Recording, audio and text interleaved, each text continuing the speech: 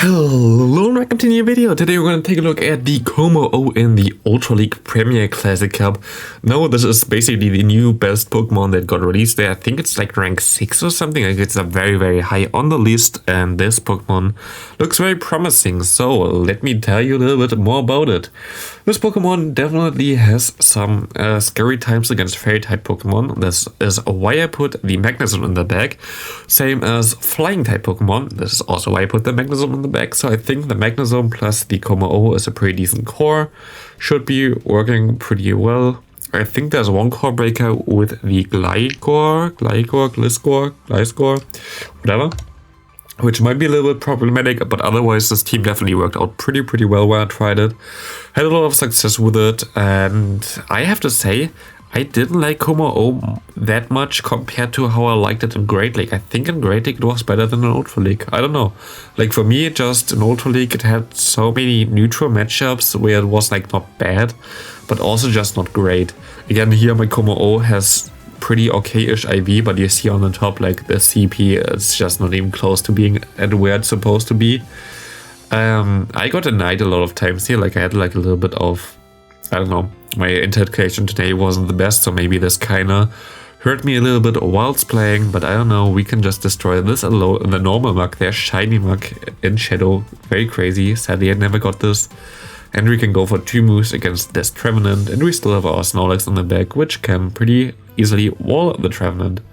And we see the Obstacle coming in, and we just have to KO this thing somehow, and we should be able to win this game pretty easily. But yeah, I had a lot of wins in there. I also had some losses in there, but I think I went 4-1 twice, and then I played like 2-3 matches out of the last set. Still have to finish that. But yeah, pretty nice Pokemon. It's definitely good. Like when I said it's not as good as in Great League. In Great League, like when I played it for like 7 sets, it was just insanely good, and I love to play it. And here it's like, yeah, it's okay, it's decent, but it's not something where I would say, oh wow, crazy Pokemon, you have to get it immediately, otherwise you're gonna like not win anything or whatever. And here we see some with Kommo-O as well. And I horribly play this game again, which was of course nice. He wins CMP against me, so he even has a worse IV spread on his Kommo-O. We both try to catch on the Snorlax, which is hilarious. And I was like, oh, maybe he has the same Pokemon in the bag. But we're gonna see a Pokemon in the back from my opponent, which is also very good as well if you don't have a Magnetism, which I also thought of using, but I don't have the Pokemon yet. I didn't have it built yet, and I don't have a lot of Stardust right now. So I have to be a little bit more careful with the Stardust that I use. We see the mug. A mug is very cool as well. I really enjoy the normal mug version nowadays in the Ultra League meta, because it's a core breaker for Walrein plus the Trevenant, which is like the main core. So this thing basically got a lot more play with that. I guess the Alolan version should also work pretty well, but it doesn't have Thunder Punch. And here I got too low basically. And here I make a bigger mistake. I should have swapped after 1 spark, because then the damage would only get onto my Magnetism. I would still kept my move, but like this I'm gonna lose. I should have just swapped after 1 spark. I wasn't sure if a 1 Dragon Tail would have already KO'd the Kommo-O for my opponent there, but it would have. Like I should have won this game easily, but I played this horrible. But yeah, it's of course still in the video, because like why not? We see a very hard lead loss and a very hard switch loss here, but actually this is a cool thing about Snorlax. Snorlax doesn't really care about typings. Snorlax is just doing his own job and can get shields easily here anyway. If the opponent isn't bulky enough, Snorlax always gets some shields. And with a shield advantage, I'm actually pretty fine here, just trying to get some extra energy. But we have to shield here. This bird can also go for the Brave Bird. So we see the Warren swapping in. I predict that like we still survive this. I didn't know, and we still survived in the like yellow health, which is cool. And we can go for a wild charge here. And my opponent doesn't want to shield this either, and he goes into his fighter again, and I can farm down. And we see the mug in the back with Poison Jab, which is of course double resisted here, even though we know it -4 defense. I think we are totally fine there. We can shield the Acid Spray, which actually doesn't debuff me, which is hilarious because we're already at the lowest point. We can go for, like we actually swap out here, go for the Dragon Claw, going to be able to KO him. Oh, we're actually not going to be able to KO him. Actually going to be able to farm him still down? No. Kommo-O going to be able to survive this. Going for the last Dragon Tail, KOing my opponent. We see another mark. Actually, this matchup in the lead is pretty decent for the Kommo-O because both of the charge moves of the mug are usually resisted unless they run Acid Spray, which usually nobody does. We should be fine here. He goes for Dark Pulse, it's resisted. We can go for one Dragon Claw and we should be able to KO this mug pretty easily, but he actually swaps out with 1 HP and Dream and my entire team kinda loses to Poliwag, which is not the best. Of course, again, the Snorlax would be kinda neutral there, but like also not the best. And we can just go for the Dragon Claws here. I'm gonna shield like a lot of moves here. I'm just gonna shield all the moves. I hope that I can get to another Dragon Claw after this. We get the last shield and we're actually gonna be able to get to the last Dragon Claw. Gonna be able to KO and win switch back again here. This is like the cool thing about the 2-shield version. And we see a Typhlosion. I was very scared here and he swaps perfectly into the mug. I didn't throw it anyway, but I threw it because I kinda panicked and thought he would get to a move still with the mug. And now he has like nearly 2 moves already and Blast Burn gonna hurt me a lot. But he has to stay, like get some extra energy for the Pokemon that we already have, like which we still have left. So he overfarms too much there. We can go for 2 Body Slams and we're gonna be able to KO the opponent. Next up, we're gonna have another Snorlax coming in here. We have the Ascav as well. The entire team loses to Ascav. But you can still deal with it because Kommo-O is actually a kind of neutral matchup for Ascav, as you're gonna see here now. We can go for the Dragon Claw, get the first shield, we can shield again. We got some nice moves in there, like Dragon Tail damage with Stab is like so strong. Like having a dragon with Dragon Tail is always really cool, otherwise you see like stuff like the Steelix with Dragon Tail or the Milotic with Dragon Tail, but then you of course don't have the Stab damage and like this. Oh, it's really nice. And we see the Primarina. I was actually confused for a moment because I thought, okay, who is playing a Azumarill in Ultra League? What a madman. And then I saw, oh, Primarina. That's also a Pokemon I kind of want to showcase, but for us, you see what I have in the back there. I have Magnezone in the back. Magnezone being electric and steel type, resisting Charm, resisting Psychic, resisting the Moonblast, and doing a super effective damage with a quick move. And I'm just gonna bait him here, expecting a shield. If he doesn't shield, it's also fine. He actually doesn't shield, we get the attack debuff. And we can just take this Moonblast pretty easily, farm him entire way down. We actually go for the move. So maybe we can get another debuff if they want to shield and make it close, but they didn't, so good game there. We have Kommo-O against Obstagoon, not the best for the team either, like we see a lot of good counters for this team, for the backlane at least. So we have to stay in here anyway, but we can resist the Night Slash, which is pretty cool anyway, so we can go for the close combat. Later on I just went for the Dragon Claw because in 2 shields you easily should win this with a Dragon Claw anyway, so close combat is kind of an overkill, but it worked out here at least, and we can swap out immediately. And we see incoming the Walrein now.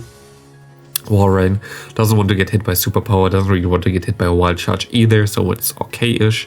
And my opponent goes into a Trevenant, and this was kind of scary. And I was like, okay, maybe I lose this, because you see, like, I cannot do damage against him right now.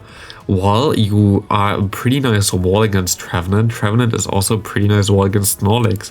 Even though, like, for him, the quick moves do no damage, for us, the charge move do no damage, so it's kind of an awkward position, and he can farm me all the way down. I have to hope he goes for Seed Bomb here, otherwise I have literally no chance he goes for it. He goes into the Walrein, and I'm just gonna go for the hope that he baits me here, and he does bait me here, which gonna allow me to just shield the next one and go for 2 Wild Charges, KOing this little Walrein. And we can go for the second one, and now we only have like a 3 HP Trevenant in the back, which we can farm down and win the game. Magnezone is actually pretty decent right now in the current meta. I really enjoyed this. We have a Blaziken against us, so that's kind of awkward. We can go for the Dragon Claw. Maybe next time I should have not go for this, because he's gonna survive it anyway, and he's gonna go for a Brave Bird right now. So, very good shield there on our part. In comes the Snorlax. We're just gonna go for the close combat, and at this point my opponent just decided to surrender. So I can talk a little bit more about it, because we're just gonna lick down the entire opponent here. Yeah, like this team a little bit weak against Ascav, this team a little bit weak against Some other things like the obstacle on the back. We have, of course, an ABB line again, which is always a little bit weak against some stuff. But it's, I think, I like, for me, it was a little bit difficult to make a team around this Kommo-O because you need something that beats the Charm users, he needs something that beats the Wall Rain, and he needs something that beats the Flying type users, like the Crobat, for example. So for me, I think Magnezone is the best Pokemon that you can pair with it. But the sad thing is with those cores, usually I like when it's like for both sides that it beats those like problematic Pokemon. I mean, for fire types, I guess it's good for the Magnezone. But for the ground types, for example, if you have a ground steel type like a normal G-Fisk, if they don't power it up fully with XL, or like an Excadrill, it's gonna be a little bit tough for this team as well, for like this core especially. So it's not as our perfect core than I would wish it to be like, but it is still pretty decent.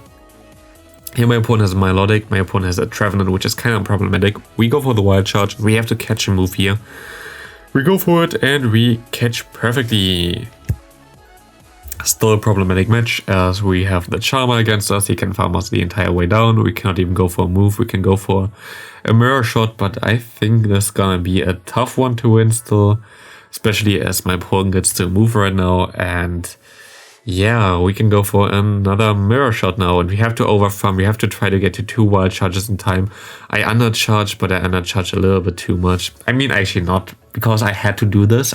This was actually a perfect undercharge, because I couldn't take the Shadow Claw anyway, so I had to get to 2 Wild Charges already, and like even this wouldn't have KO'd, so that was fine with my play. I don't think there was anything I could have done, but we also got hard countered, so this kind of happens anyway. We see the Gallade here. The Gallade is of course a little bit of a problem for the lead, and of course the charge moves are a little bit problem for the back line. But other than this, the quick move and like in general the typing is pretty manageable. I don't really mind Gallade with this team too much. Shouldn't be that big of a problem. We see the Snorlax coming in here as well from my opponent, KOing us with the 1 superpower alone. We can take every move onto our Kommo-O. It's another superpower. We can farm him down. And we see the Gallade coming in again. We can go for Dragon Claw. I hope we can get the shield here. And we're gonna be able to do this. And we can now just go for the Magnezone swap in. And we see a Trevenant again. But again, Trevenant against the Magnezone is actually not that good for the Trevenant, because we're gonna be able to win with some Wild Charges here. Those Wild Charges gonna chunk enough to KO this thing. We can go for another Wild Charge, and again, Magnezone actually the MVP here, so I don't know, Kommo-O wasn't the best, to be honest. Here, this opponent was actually kind of crazy. I kind of misplayed this opponent, but like, dude, his team. Like, we have the Shadow Swampert, we have the Shadow Gyarados. Guess what he has in the back? Maybe another Shadow Water type. We will see. We see the Swampert coming in now. We can go for the Wild Charge, which already should do like around 50% to a Swampert, even though it's double resisted by the ground. It's only single resisted thanks to the water typing. And we can go for the Dragon Claw, and I think I misplayed here now. I go a shield here, which was the right play, but yeah, he has a Wall Rain in the back. And what I thought here later on, as you're gonna see, it's gonna be a little bit of a tough one. It's actually a very interesting matchup here right now. I'm just gonna let him throw all the moves. Now I can go for the superpower, which should allow me to put him pretty low. And then I was like, my thought, I can just farm down with the quick moves, but he can get to the move here. But I was like, okay, I can go for 1 superpower. The switch lock is up now. I can get in 3 Dragon Tails in time. This should KO him. I only get 2 in. Like, he needed 1 more, like, I don't know, like he overfarmed it a little bit, which gonna win him the game there. Good game there. But this was kind of problematic as well. But other than this, pretty okay-ish. Next up, we're gonna have another Obstagoon. We're gonna have a Venusaur coming in. I don't know where he swapped out there. The Obstagoon matchup was way better for him. Like this, we can go for 1 Dragon Claw. And what we can do now is we're gonna play it a little bit smart. And we just go into the Snorlax. We're gonna take all the moves, and Snorlax has superpower. So what we're gonna try to do is just snipe immediately the Obstagoon with a superpower, because this is the smartest play, right? Let's go for it. And I didn't look what's coming in here. Oh, yeah, Gyarados. Yeah, wasn't maybe the best play here, but we still have our Magnezone in the back, and we basically now hard counter our opponent which wouldn't have been the case if he just stayed in the lead. I don't know why he swapped out there. Doesn't really make too much sense to me, to be honest, but yeah, that's gonna be it for this gameplay now. We're gonna be able to get the last shield here, and we should be able to get KO this Obstagoon, hopefully. We're gonna see. But Kommo-O, definitely a cool Pokemon, but definitely not a Pokemon that's like completely broken, that you have to get like a Walrein or a Trevenant. So yeah, it's a cool Pokemon to get. It's definitely the best alone Pokemon, but yeah, that's gonna be it for the video. Thanks for watching. See you in the next one. Have a great rest of your day. Bye!